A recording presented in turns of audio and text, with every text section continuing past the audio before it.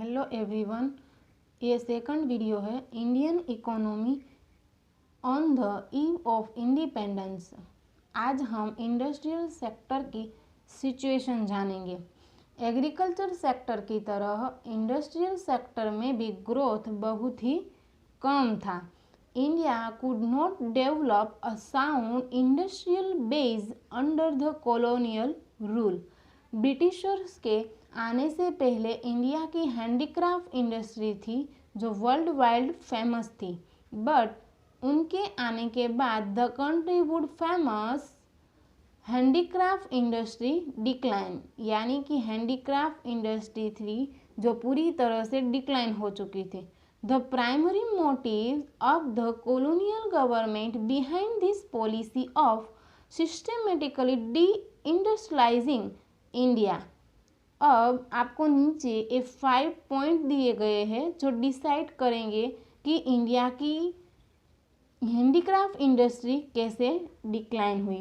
First point है discriminatory traffic policy of the state, means कि जिनसे सिर्फ ब्रिटिशर का फ़ायदा हो और ब्रिटेन में इंडस्ट्री रिवॉल्यूशन आए और इंडिया ग्रो न कर सके।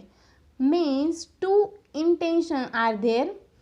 First had to reduce India to status of exporter of important raw material for the upcoming modern industry in the Britain. Second, a sprawling market for the finished product of those industry so that their continued expansion could be ensured to the maximum advantage of their home country. और यहाँ पे home country थी Britain, यानी कि सिर्फ Britain को ही फ़ायदा होता था। सेकंड है disappearance of princely court. Princely court means कि हैंडीक्राफ्ट को प्रमोट करना, बट ब्रिटिशर्स के आने के बाद प्रिंसली कोर्ट क्लोज होने लगे। थर्ड है competition from machine made product. लोग मशीन से बनी प्रोडक्ट खरीदने लगे, उसकी वजह से मार्केट में कंपटीशन बढ़ने लगा। आगे है new pattern of demand, means लोग इंडियन प्रोडक्ट की जगह ब्रिटेन प्रोडक्ट खरीदने लगे, उनकी लाइफस्टाइल को अपनाने लगे, यानी कि इंडियन प्रोडक्ट है वो खरीदना कम हो गया। आगे है introduction of railway in India.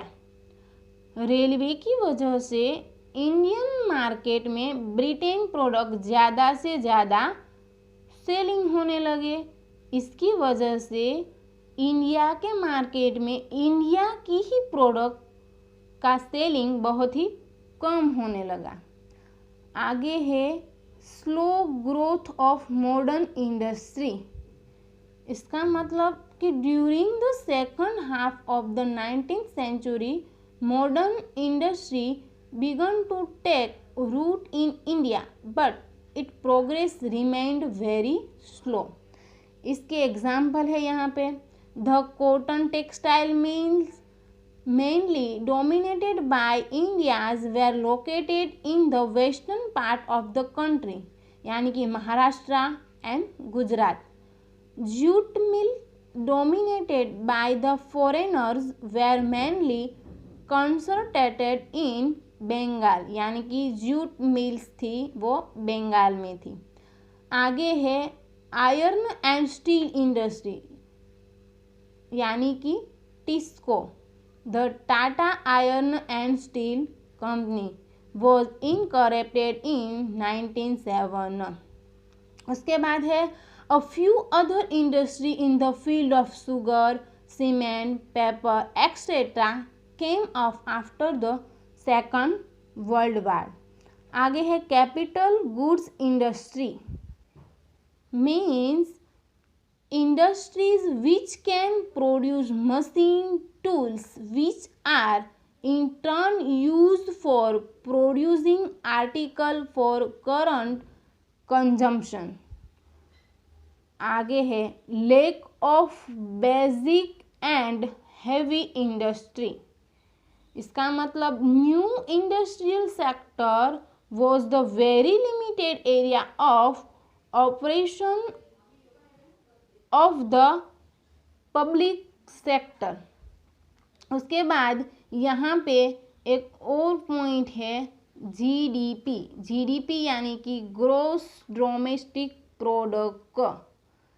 यहाँ पे the growth rate of the new industrial sector and it's contribution of the GDP remained very slow because of industrial sector. यहाँ पे 4 पॉइंट है जो मेन थे। फर्स्ट है डिक्लाइन ऑफ हैंडीक्राफ्ट, सेकंड है slow growth of modern industry, third है capital goods industry and then lack of basic and heavy industry.